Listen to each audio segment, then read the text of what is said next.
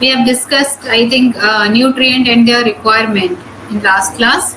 Till where we have completed? Anyone remember that? किसी को याद है कहाँ तक एंड किया था हमने? Classification of food according to its function. Magnesium, ma'am. Magnesium. Okay.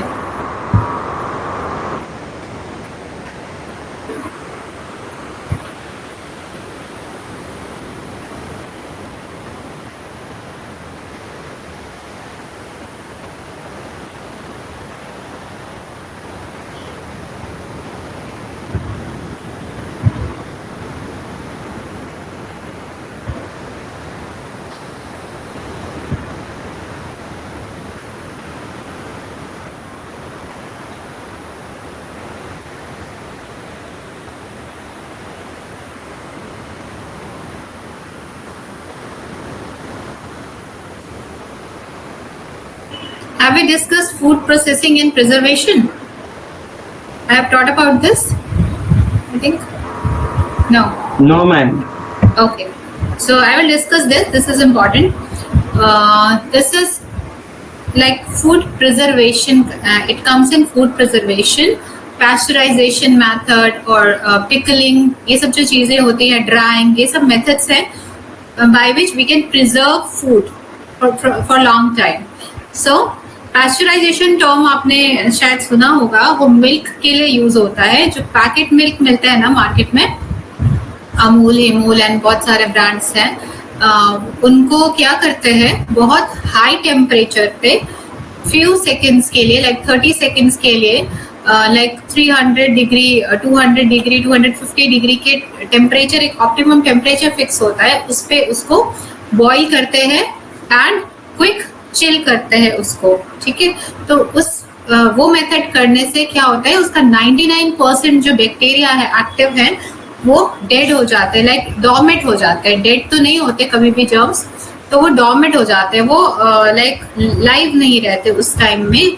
अगर उसको फेवरेबल कंडीशन मिलेगी तब वो अगेन लाइव होंगे. ठीक है, तो वो पैस्चराइज होते हैं. एक स्टरलाइजेशन प्रोसेस होता है, एक पैस्चराइजेशन टर्म होता है. तो स्टरलाइजेशन मीन्स जिसमें पूरी तरह से जर्म्स खत्म हो गए. तो हम किसी भी फूड में पूरी तरह से जर्म्स खत्म नहीं कर सकते, हम उसको पैस्चराइज कर सकते हैं. लाइक कोई जब हम सर्जरी करते हैं तो उसके जो इंस्ट्रूमेंट यूज करते हैं कटिंग में, तो वो इंस्ट्रूमेंट को पूरी तरह से बॉईल कर देते हैं 100 डिग्री सेल्सियस पे, तो उसके जर्म्स पूरी तरह से मर जाते हैं क्योंकि वो कोई फूड आइटम नहीं है. ठीक है, तो उस केस में हम स्टरलाइजेशन वर्ड यूज करते हैं. बट फूड के केस में हम स्टरलाइज वर्ड यूज नहीं कर सकते, बिकॉज उनको अगर फेवरेबल कंडीशन जैसे ही नॉर्मल टेम्परेचर में वो आएगा, अगेन मल्टीप्लाई होना, वो जो डॉर्मेट में थे, जो लाइक सुसुप्त अवस्था बोल सकते हैं, तो उस कंडीशन में थे, वो वापस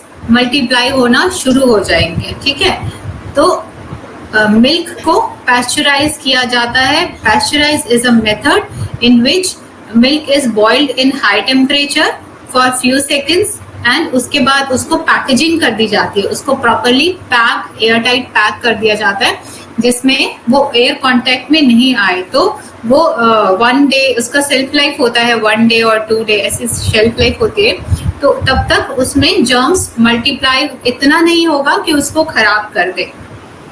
तो जब हम पैकेट फूड खरीदते हैं, पैकेट मिल्क खरीदते हैं, फिर भी हमको उसको बॉईल करना है क्योंकि वो काफ़ी 12 आवर्स बाद हमारे घर में पहुंचा है. तो उसके बाद हमें उसको फिर से बॉईल करना पड़ता है और उसके बाद हम उसको यूज कर सकते हैं, बिकॉज दैट इज पैस्चराइज्ड. एक और मेथड होता है जिसमें हम टेट्रा पैक जो बनाते हैं ना, तो टेट्रा पैक में क्या करते हैं, उसमें पैस्चराइजेशन ही करते हैं मेथड, लेकिन वो इतने अच्छे से उसकी पैकेजिंग करते हैं, 6 लेयर की इमीडिएट पैकेजिंग होती है वो, और उसमें जो लेयर्स होती है टेट्रा पैक्स में, वो 6 लेयर्स की होती है. तो उसमें क्या है, बिल्कुल भी कंटामिनेशन नहीं हो सकता जर्म्स का उसके अंदर. तो वो जो मिल्क होता है वो रिकमेंडेड होता है, डायरेक्टली आप उसको ले सकते हैं, उसको बॉईल करने की फिर से जरूरत नहीं है. ओके, सो दोनों में ये डिफरेंस है. तो जो हिल्स एरिया होते हैं वहाँ पे मोस्टली मिल्क अवेलेबल नहीं होता, तो वहाँ टेट्रा पैक्स यूज होते हैं जो दूर से सप्लाई होते हैं, और उसकी शेल्फ लाइफ 6 मंथ तक होती है, बिकॉज उसकी पैकेजिंग इतनी अच्छी होती है कि उसमें जर्म्स कंटेमिनेशन नहीं होता।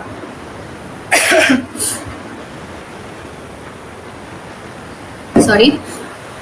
देन ये जैसे मिल्क का मैंने बताया 2 प्रोसेस, एंड कुछ वेजिटेबल्स होती हैं जिनको ड्राई किया जाता है, उसको हम सन ड्राई करते हैं, एंड कई जगह में उसको हीट ड्राई भी किया जाता है इंडोर्स में हाई टेम्परेचर में। उसमें क्या होता है कि उसके जर्म्स किल करते हैं पूरी तरह से, एंड उसके मॉइस्चर को पूरी तरह से खत्म कर देते हैं।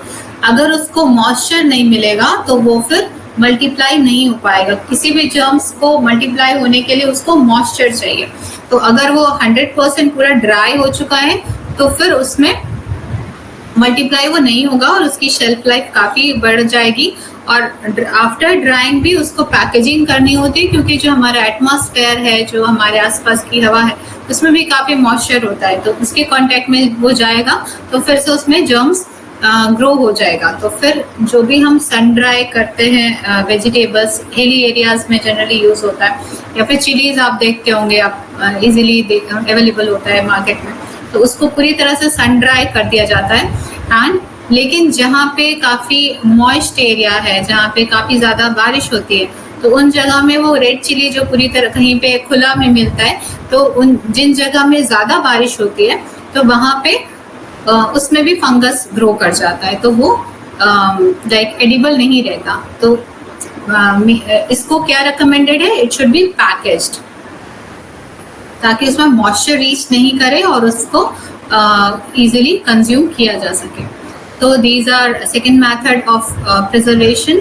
थर्ड इज पिकलिंग, जो अचार बनाते हैं ना, तो उसमें क्या प्रोसेस होता है, ऑयल डाल देते हैं एंड सॉल्ट डाल देते हैं। तो उससे क्या होता है, ऑयल जो है एक लेयर बना देता है, जिससे कि माइक्रोब्स जो है उस जो फूड आइटम है, मान लीजिए मैंगोस, रॉ मैंगोस, उस तक पहुंच नहीं पाते, उसकी कोटिंग हो जाती है उसके ऊपर। And second, salt content, sodium content बहुत ज्यादा होता है, जिसकी वजह से जो बैक्टीरिया का जो फेवरेबल कंडीशन है लाइफ का, वो नहीं ग्रो हो पाता। इसीलिए जो हाइपरटेंसिव पेशेंट्स होते हैं, जिनको ब्लड प्रेशर होता है, उनको अचार, पिकल्स एंड प्रोसेस्ड फूड खाने के लिए मना होता है, बिकॉज उसमें सोडियम कंटेंट बहुत ज्यादा होता है उसको प्रिजर्व रखने के लिए। Okay, and one more method is Canning. Canning में क्या होता है, फूड को पूरी तरह से जो पेस्चराइज कर दिया जाता है, उसके बाद पूरी तरह से कैन कर दिया जाता है, जिससे कि सेम आपका जो एटमॉस्फेयर का जो जर्म्स है उसमें कांटेक्ट नहीं कर पाए। So therefore food preservation and processing are required to preserve food as edible as and safety. Method of protecting food from being destroyed by harvest or by animals date back to prehistoric times. Foods have been processed for various reasons, such as drying of food after harvesting so that its shelf life can be extended. जो हमारा गेहूं होता है, rice होता है, वो भी क्या होता है, ड्राइड रहता है, तो जिसकी वजह से उसकी शेल्फ लाइफ बढ़ जाती है। जो दालें होती है वो भी ड्राइड रहती है, उसमें मॉइस्चर कंटेंट नेग्लिजिबल होता है, जिसकी वजह से उसकी शेल्फ लाइफ ज्यादा होती है।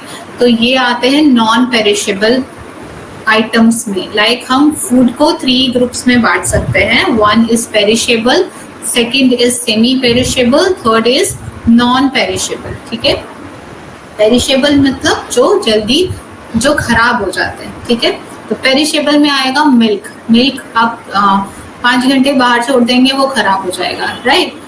तो मिल्क एंड मिल्क प्रोडक्ट्स ये सब पेरिशेबल में आता है, highly perishable. Number 2 is, second is what, vegetables, सब्जियां 2-3 दिन रह सकती है, उससे ज्यादा वो खराब हो जाएंगे। ठीक है, हम उसको स्टोरेज फ्रिज में रखने का कंडीशन नहीं दे रहे, हम नॉर्मल कंडीशन की बात कर रहे हैं। ठीक है, तो बाहर अगर रखा जाए वेजिटेबल को 2-3 डेज बाद वो खराब हो जाएंगी, तो ये आएगा सेमी पेरिशेबल में। देन नॉन पेरिशेबल में आएंगे आपके ग्रेन्स, जो भी अनाज है वो सालों रहते हैं, वो खराब नहीं होते, बिकॉज उसमें मॉइस्चर कंटेंट नेग्लिजिबल है. Okay.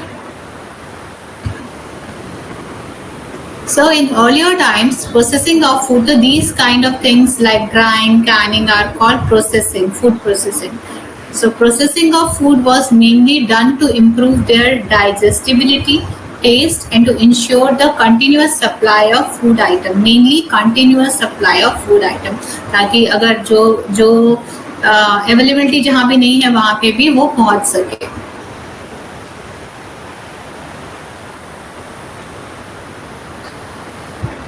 Importance of food processing. It refers to set of methods and techniques that transform raw material into finished or semi-finished food products due to change in lifestyle or people, increasing mobility, and also due to globalization and demand.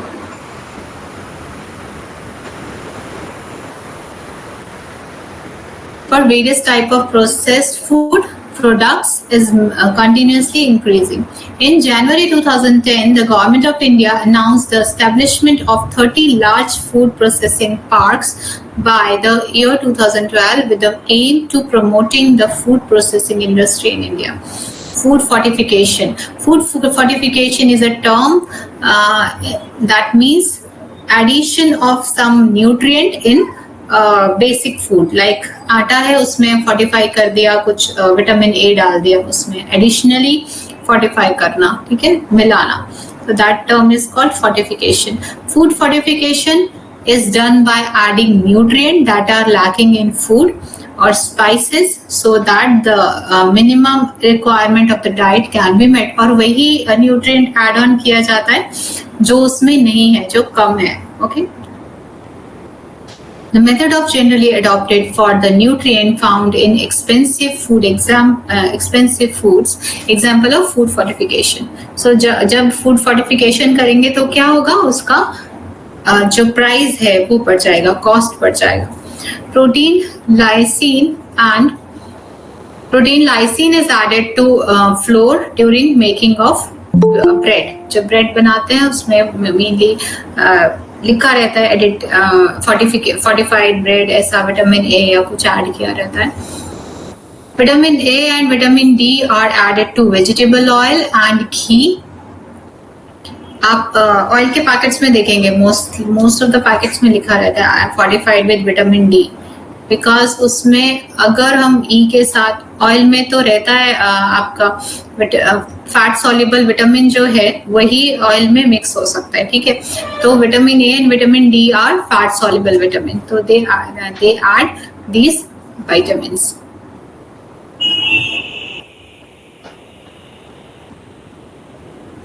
Iodine is added to salt. ये सबको ही पता होता है ना, added iodine, iodised salt हम बोलते हैं. Now shelf life of food. What is this shelf life? Shelf life is the period that the time of food item is produced and transported to the time it remains safe and palatable to eat is called its shelf life. आपने देखा होगा packets में, कोई भी food packet होता है उसमें लिखा रहता है यूज्ड बाय, है ना, या मैन्युफैक्चर्ड एंड एक्सपायरी लिखा रहता है. तो वो जो ड्यूरेशन है मैन्युफैक्चर से लेकर एक्सपायरी तक, that is it's shelf life, कितने टाइम तक वो रह सकता है. ओके. सो जिसकी शेल्फ लाइफ बहुत ज्यादा है तो हम उसको नॉन पेरिशेबल में काउंट कर सकते हैं. Food science can be defined as a specialized field that applies culinary arts, agriculture science, and microbiology along with basic science subjects such as chemistry and physics. Food science is very broad discipline. बहुत बड़ा इसमें vast knowledge आता है. Food scientists study the physiochemical characteristic of food which help us to understand the nature of food and its characteristic.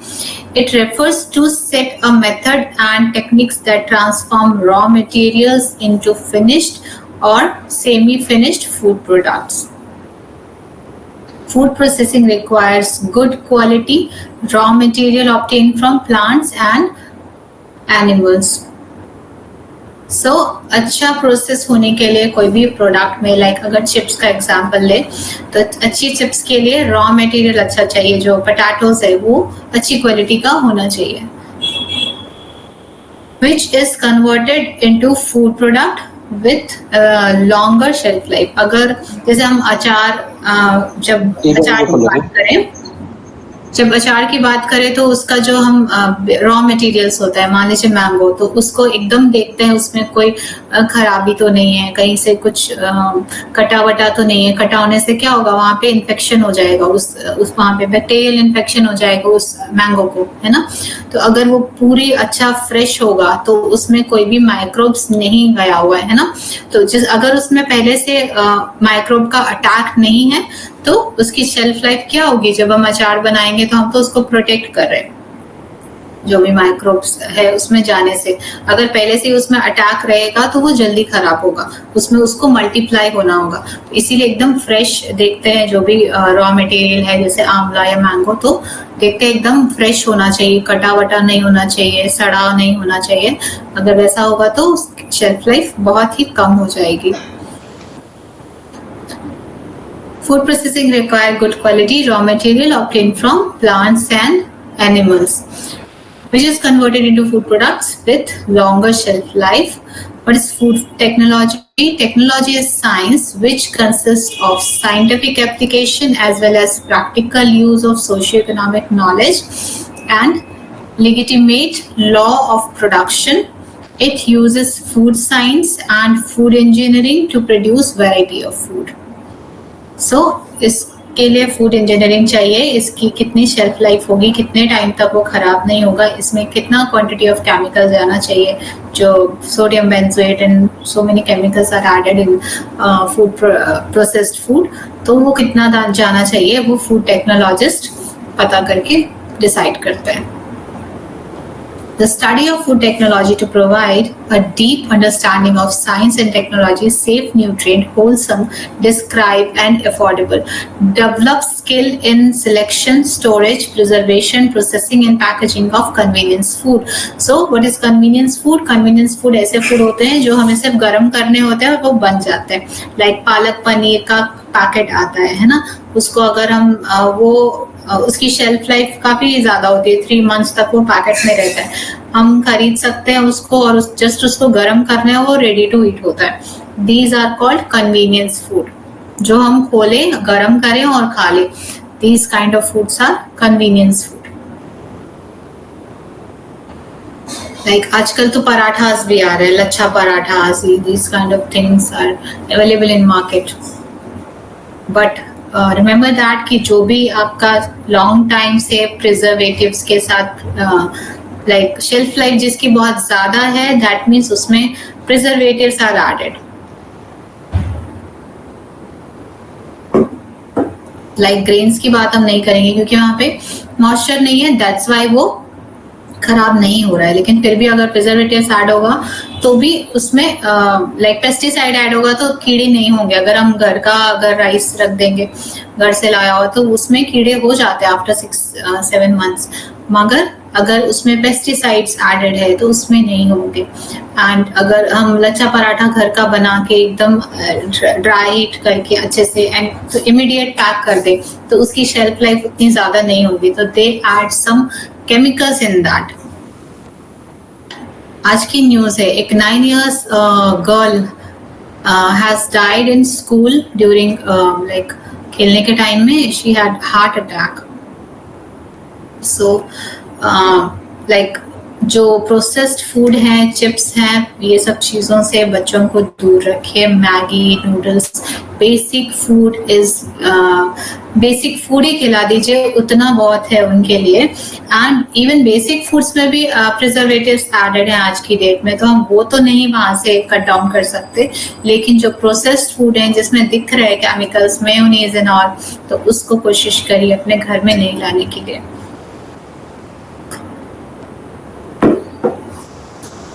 Its main objective is to ensure the quality and safety of all manufactured food items.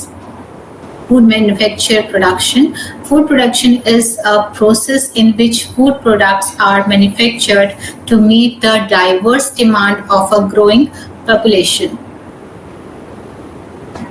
Prepared on a large scale using the principle of food technology. Like we can make chips and like these things, ready to eat things, but इतने कम cost में it is very difficult to make without chemicals. ठीक है, कि अगर हम chemical add नहीं करेंगे तो उसकी शेल्फ लाइफ बहुत कम हो जाती है. तो अगर किसी प्रोडक्ट की शेल्फ लाइफ बहुत कम है तो उस कंपनी का क्या होगा, वेस्ट बहुत ज्यादा होगा, सामान पूरा नहीं बिका तो लॉस बहुत ज्यादा होगा. तो कंपनी लॉस नहीं करने के लिए they added some chemical, some preservatives for increase its shelf life. उसकी शेल्फ लाइफ बढ़ाने के लिए उनको ऐड करना पड़ता है ताकि उनको लॉस नहीं झेलना पड़े. तो इसलिए लाइक कुछ प्रोसेस हैं जिससे हम कुछ दिन तो प्रिजर्व करके रख सकते हैं, लेकिन इतने लंबे टाइम तक रखने के लिए एंड बिना चिंता के रखने के लिए उनकी, क्योंकि उनके स्टोर्स में भी बहुत सामान रहता है, तो उसके लिए उनको ऐड करना पड़ता है. Food production is probably the largest production industry in present era. An important event was the development of the process of canning food by Nicholas Appert in 1810. Canning जो होता है, लाइक आप देखते होंगे पाइनएप्पल्स को कैन में बंद करके फिर उसकी लाइफ बहुत बढ़ जाती है.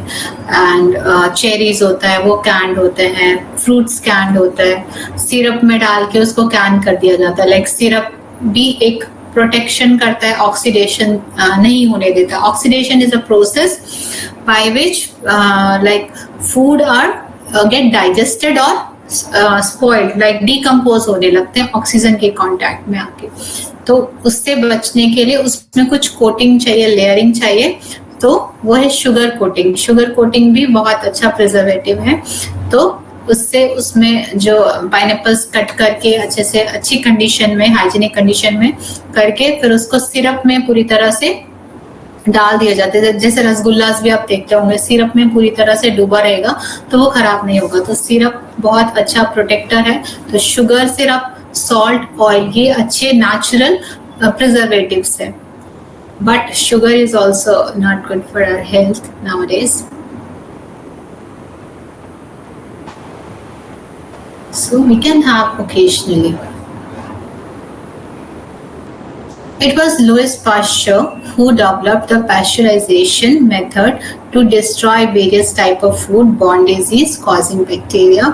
So here is mentioned in PDF, it mentioned pasteurization के बगल में sterilization, but both are different. Sterilization means 100% killing of bacteria, and pasteurization is like 99% we can say. So both are different term. So किसने invent किया pasteurisation method? Louis pasture.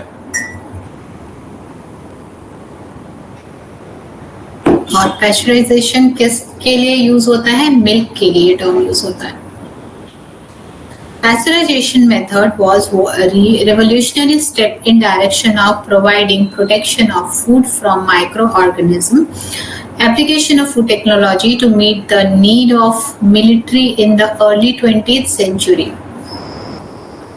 Like military के पास तो काफी time लगेगा सामान जाने, because they are in borders और वहाँ पे अवेलेबिलिटी नहीं होती है वेजिटेबल्स की. तो उस टाइम उन्होंने ये मेथड इन्वेंट किया और फूड टेक्नोलॉजी का यूज किया एंड उन तक फूड प्रोडक्ट्स रीच होने लगे.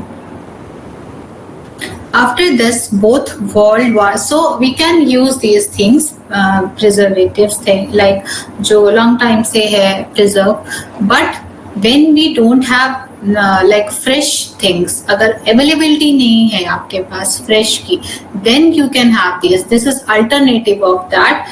अगर availability नहीं है तो, लेकिन इंडिया में आपको गली गली वेजिटेबल्स मिलेंगे, तो आप क्यों आप canned vegetables में जाएंगे, canned fruits में जाएंगे? तो जब आपके पास रीच नहीं है तब आप इन चीजों को यूज कर सकते हैं.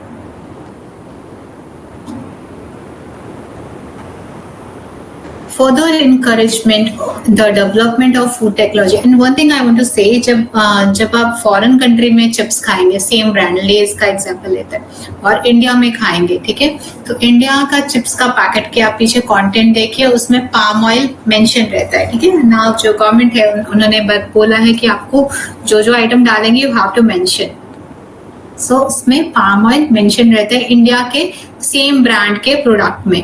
मगर जब आप यूएस में या अच्छी डेवलप्ड कंट्री में जब आप खाएंगे सेम चीज, वहां पे आप पाम ऑयल नहीं देखेंगे उसके कंटेंट में, बिकॉज वहां पे अलाउड नहीं है।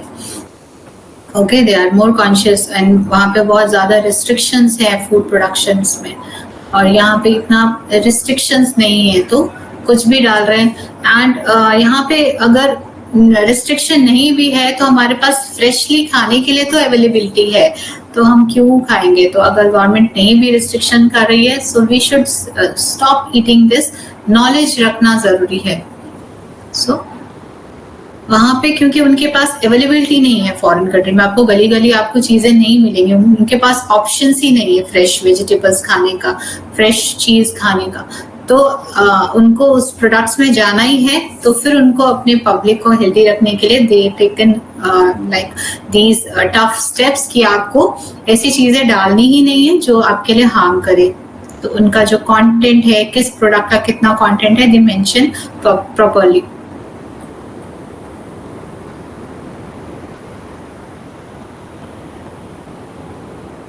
लाइक अगर मैं किसी फॉरेन के पेशेंट को बोलूं कि आप ये भी मत खाओ, वो भी मत खाओ, कैंड मत खाओ, तो पॉसिबल नहीं है, उनको उनके पास ऑप्शंस नहीं है।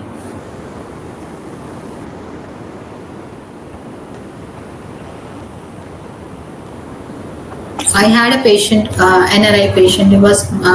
He is residing in Malaysia. तो उसका क्या प्रॉब्लम है कि फूड जो मैं बोल रही थी कुछ चीजें तो अवेलेबल नहीं था, सिर्फ इंडियन फूड में उसके पास सांबर डोसा अवेलेबल था उसके एरिया में, एंड अदरवाइज ही had only rolls and all. तो I suggested try to cook some food, and कुछ ऑप्शंस हैं। तो South Indian food is better, like foreign country में भी साउथ इंडियन फूड इजीली मिल जाते हैं, तो उसमें भी चूज करना है जिसमें लेस फैट है, like you can go for idli sambar other than dosa sambar, तो उस तरह से चूज कर सकते हैं।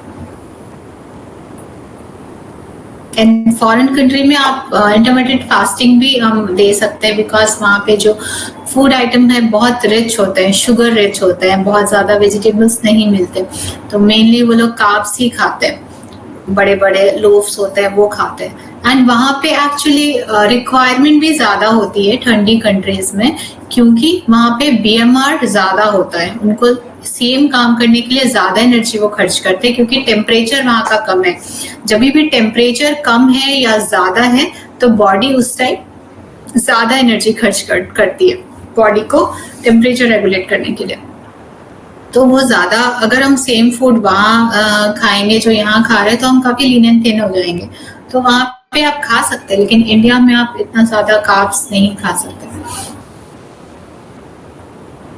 So I suggested one time at least cooking, and बाहर में खाने के लिए I suggested some food items जो वहाँ पे available है।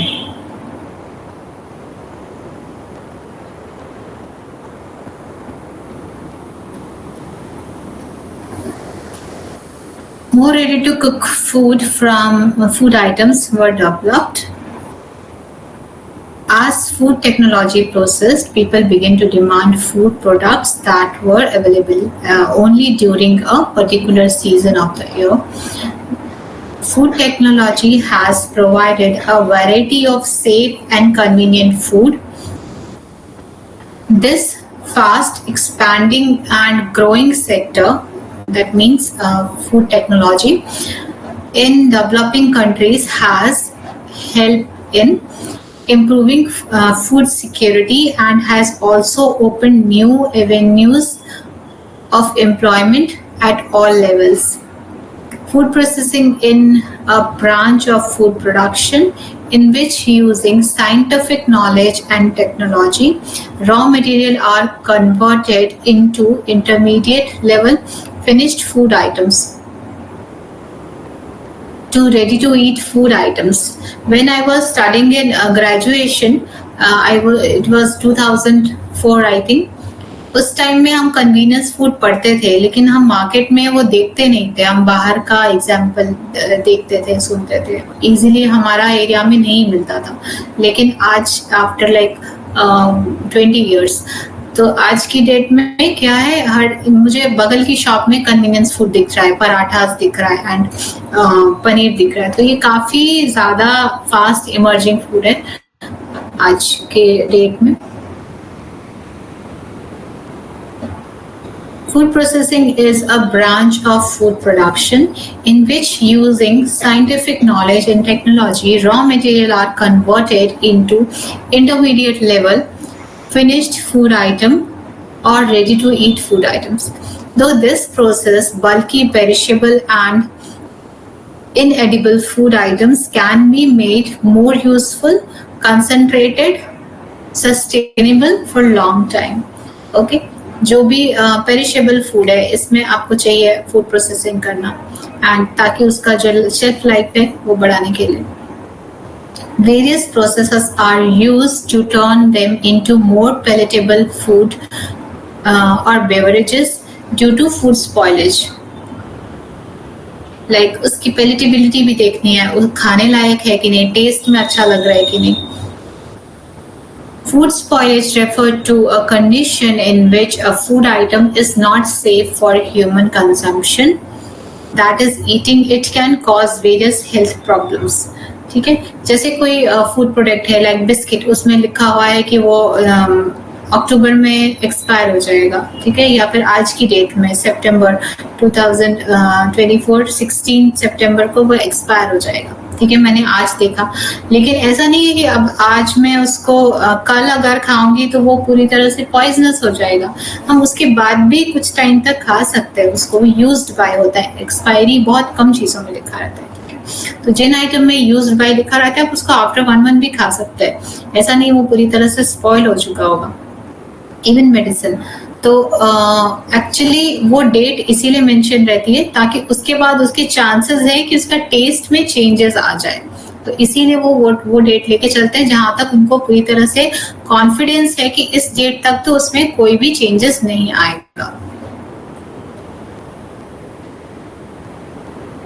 Various processes are used to turn them into more palatable food or beverages due to food spoilage, and shopkeepers are not allowed to sell expired food or used by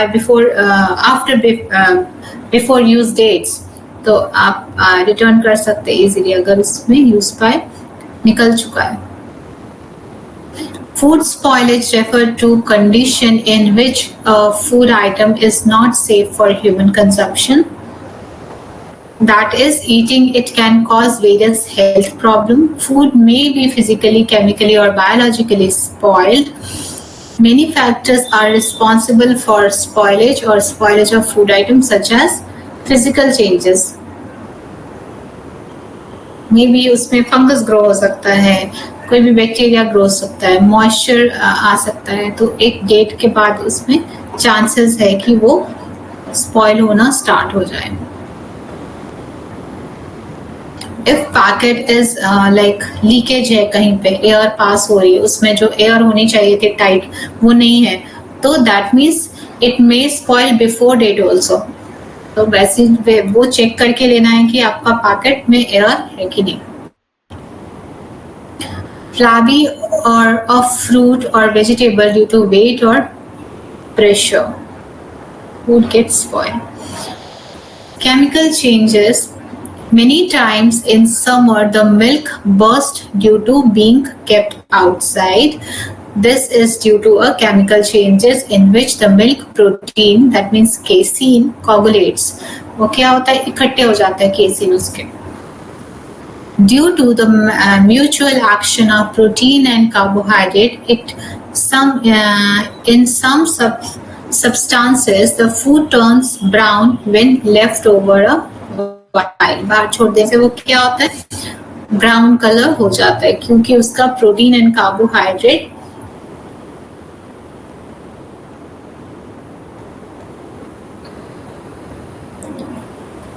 mutual action, okay, and उसमें changes आ जाता है. Mainly oxidation is working there. यहाँ पे oxidise हो जाता है उसका जो भी फूड न्यूट्रिएंट है वो ऑक्सीडाइज होना चाहिए हमें खाने के बाद, लेकिन वो बाहर में ऑक्सीडाइज हो गया और वहां पे वो उसको ब्रेक डाउन कर रहा है.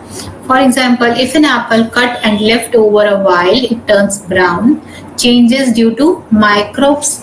Food spoil very quickly due to some bacteria present in the food. Yeast, mold, and bacteria are such pathogens. In the presence of oxygen and an acidic environment, yeast converts the sugar in the food into carbon dioxide and alcohol, which causes the food to swell and turn sour. For example, yeast in flour. जो इडली का batter होता है उसमें क्या होता है, उसमें east grow हो जाता है, ठीक है, ऑक्सीडेशन होता है एंड उसका जो कल्चर है उसका एसिडिक हो जाता है एंड उसमें अल्कोहल प्रोड्यूस होता है. कार्बन डाइऑक्साइड की वजह से उसमें एयर बबल्स आते हैं. जो आप इडली का बैटर आपने देखा होगा अगर, तो उसमें देखेंगे एयर बबल्स होता है और वो फूला रहता है, तो वो कार्बन डाइऑक्साइड होता है, उसमें एनारोबिक रिएक्शन हो रहा होता है, ठीक है. एंड अल्कोहल एक कंस्टिट्यूएंट बनता है. इसीलिए जब आप नोटिस करेंगे इडली खाने के बाद आपको नींद आती है काफी, या डोसा खाने के बाद. इडली की क्वांटिटी हम कई बार ज्यादा खाते हैं, तो ज्यादातर इडली खाने के बाद ज्यादा नींद आती है. Which causes the food swell and turn sour. For example, yeast in flour. Fungus, mold grow in such an environment where the balance between acid and alkali is less. Mold growing in lemon, squash, pickle, etc. Mould का आप देखे होंगे अगर घर में कहीं पे, तो थोड़ा डिफरेंट उसका फिजिकल कंडीशन होता है, थोड़ा सा फूला फूला रहता है चारों तरफ से. Is not harmful but peace, groundnut, wheat, रे, mold growing on barley etc. makes food poisonous. अगर ग्राउंडनट आप ब्रेक करेंगे, काफी दिन का पहले का पड़ा हुआ, उसके अंदर अगर मोल्ड आपको दिख रहा है तो वाइट सा आपको दिख सकता है, तो वो आपके लिए हार्मफुल हो सकता है, आपको लूज मोशन हो सकता है. It makes poisonous. That means ऐसा नहीं कि खा के मर जाएंगे, कुछ पॉइजनस लिमिट में अगर रहेगा, हम खा लिया तो बॉडी उसको निकालना चाहती है, तो उसके लिए वो बॉडी कराएगी लूज मोशन या फिर स्टमक एक कराएगी. Now bacteria. Many bacteria grow very quickly and produce toxins in food that can be harmful. They mostly contaminate milk and milk product. Meat, fish and cooked food. Cooked food are more perishable than raw food.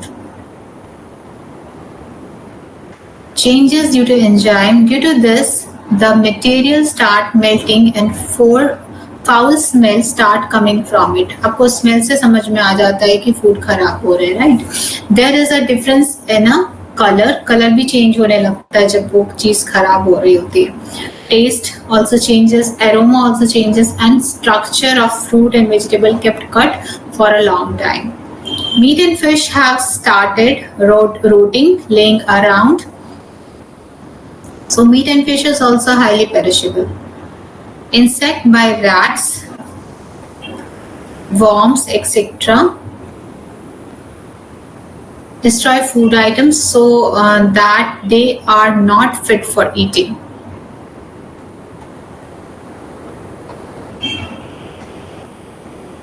Some insects leave their eggs and leave food unfit for consumption, such as roundworm, tapeworm, unwashed fruits. So अगर कभी भी unwashed fruits खाते हैं बच्चे या कोई, तो it is very dangerous. उसको कितने लोगों ने टच किया होगा, उसको प्रॉपरली वॉश करके ही खाना है. Vegetables and meat. The grains of like meat में एक एग्जांपल जैसे पोक का अगर लेंगे, तो कुछ एरियाज में पोक भी खाया जाता है. तो पोक जो खाता है लाइक वो पॉटी खाता है, एक तरह से उसकी फीड जो होती है, तो उसकी जो पॉटी जो खाता है उसमें काफी तरह के वर्म्स होते हैं जो उसको जब वो खाएगा उस पॉटी को, तो भी उसके पेट में भी वो जो जर्म्स हैं वो डाइजेस्ट नहीं होते, ठीक है, उसके मसल में रहते हैं। तो जब कोई पर्सन अगर पोक खाता है तो उसकी बॉडी में वो वॉर्म होने के 99% चांसेस होते हैं। तो पोक खाने वाले मोस्टली काफी चांसेस होते हैं कि उनको बड़ा इन्फेक्शन हो सकता है। The grains are seen sticking with the saliva of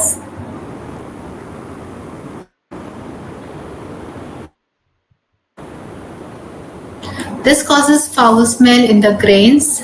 Insect by rats. The infection spread into food item and grains from the feces and urine of rats. अगर rats गंदा करके कहीं ओपन है, अगर राइस वगैरह रॉ राइस की बात कर रही हूँ मार्केट में, तो अगर उसमें रोडेंट्स चल के जा रहे हैं तो वो काफी हार्मफुल हो सकता है। All this can make a person sick. Method of food preservation, आज की डेट में तो लोग सब पैकेज्ड लेते हैं, तो इसीलिए ये सब चीजें कम हो गई, infection and all. Sun drying is method of preservation. Preserving food by drying and moisture present in food item is called dehydration. तो पानी जो सुखाते हैं, आलू का चिप्स बनाते हैं या कुछ भी, तो उसमें क्या करते हैं, उसको डिहाइड्रेट करते हैं, उसका जो हाइड्रेटेड पार्ट है उसको वेपोराइज कर देते हैं। This is very old method of preserving food item. Freezing is also method of food preservation. Bacteria को एक ऑप्टिमम टेम्परेचर चाहिए, एक रेंज होता है जो हम जिसमें हम जिंदा रहते हैं ना, वही वैसा ही उसको भी चाहिए, नॉर्मल टेम्परेचर। तो अगर फ्रिज में डाल दें किसी फूड आइटम्स को 0 डिग्री के बिलो, तो उसकी शेल्फ लाइफ बहुत बढ़ जाएगी, क्योंकि उसमें बैक्टीरिया ग्रो ही नहीं होगा। अगर मिल्क को हम फ्रीजर में डाल दें तो आराम से वो 5 डेज रहेगा। हॉट लाइक बॉईल करके आप, लेकिन आपको तुरंत डालना होता है, तो उसको बोलते हैं हॉट कुक चिल मेथड। वो एक मेथड है कुक चिल मेथड, जैसे कुक किया एंड फ्रीज कर दिया। जैसे मसाले बनाते हैं समटाइम्स, ड्राई मसाला लोग बना लेते हैं सब्जी के लिए, एंड प्याज व्याज भी लाइक जिसमें मॉइस्चर है, थोड़ा मॉइस्चर तो है, तो उसको फ्राई करके आप लाइक एयर टाइट कंटेनर में, लाइक ग्लास का एयर कंटेनर में फिट करके अगर आप फ्रीजर में डाल दें इमीडिएट, तो वो आपका काफी दिन तक रह सकता है, क्योंकि उसमें बैक्टीरिया को लाइक मल्टीप्लाई होने का टाइम ही नहीं मिला। क्योंकि जब वो गर्म हो रहा है, कुक हो रहा है, तो उस टाइम तो उसका टेम्परेचर काफी हाई है, मोर देन 70 डिग्री है, एंड वो टेम्परेचर उसके लिए ऑप्टिमम नहीं है, तो मर चुका है। एंड उसको इमीडिएट पैक करके आप अगर फ्रिजर में डाल देंगे तो फिर उसको टाइम नहीं मिलता है। एंड जो पीस होते हैं, मे बी कोई अगर बनाता होगा घर में, जो पीस होते हैं पैकेट में, जो फ्रोजन पीस मिलता है, उसमें भी वैसा ही होता है। उसको बॉईल किया जाता है, फिर उसको इमीडिएट पैक करके फ्रीज किया जाता है, जिससे कि उसको टाइम नहीं मिले बैक्टीरिया मल्टीप्लाई करने के लिए। तो वो हम बिना प्रिजर्वेटिव के भी बना सकते हैं।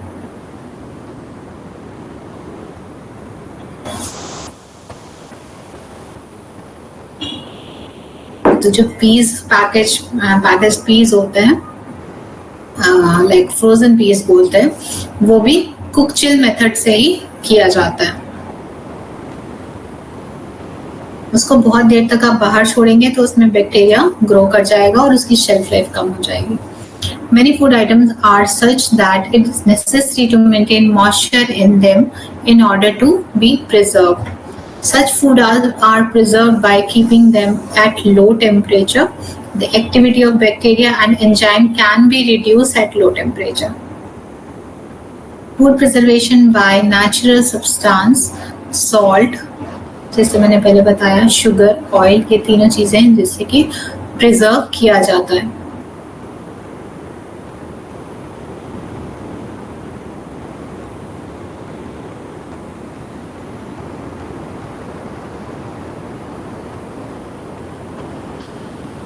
ऑयल के केस में क्या, it is mainly used to preserve pickles. The surface of the oil on top of the pickle prevents bacteria from coming with the air, उस तक रीच ही नहीं होने देगा ऑयल की layer, which preserve the pickle.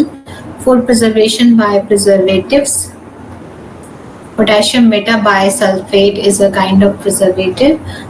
sulfur dioxide is formed by putting it in food, which helps in food preservation. This sulfur dioxide is enter the empty space of the does not allow the bacteria to enter and also destroy them.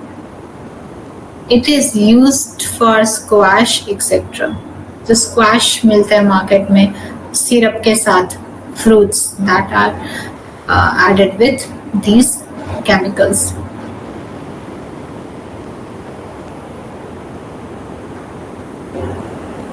So this chemical 1/4 teaspoon is added per kg of prepared food.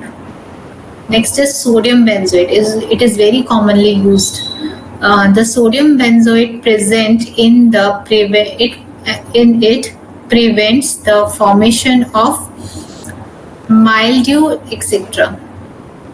It can use in all food items. It is used up to 0.1% concentration. It dissolve easily in water.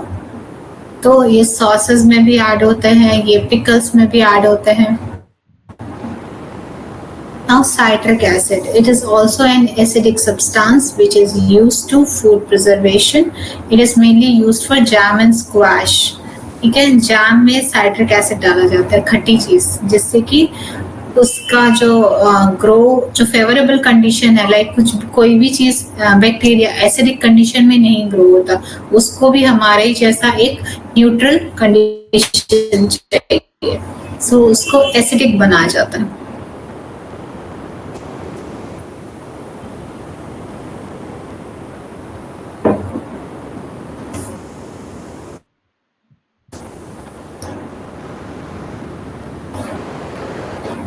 So आज इतना ही करते हैं. Next is food storage. कोई query है तो पूछिए. कोई करता है क्या घर में food preservatives kind of thing, like अचार बनाना या चिप्स बनाना, ऐसा कुछ करता है आपके घर में? होता है, आपके नानी दादी का देखा होगा आप लोग ने. They mostly use containers which are good for food, like ceramic use करते थे पहले ज़माने में, and glass use करते थे. आज की डेट में प्लास्टिक के जार्स में भी पिकल्स मिल रहे हैं. They are not, तो अवॉइड करना चाहिए पिकल्स को प्लास्टिक जार्स में रखने के लिए.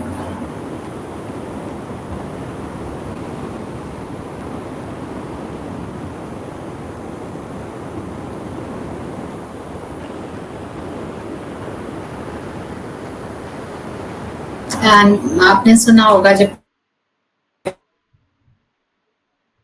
पिकल निकालो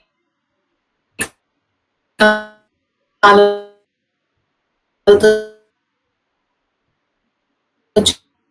चम्मच में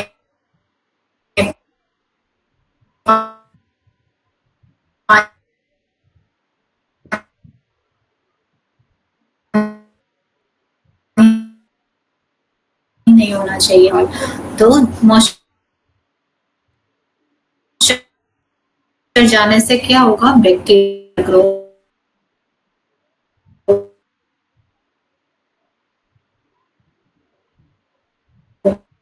उसको फेवरेबल ग्रो.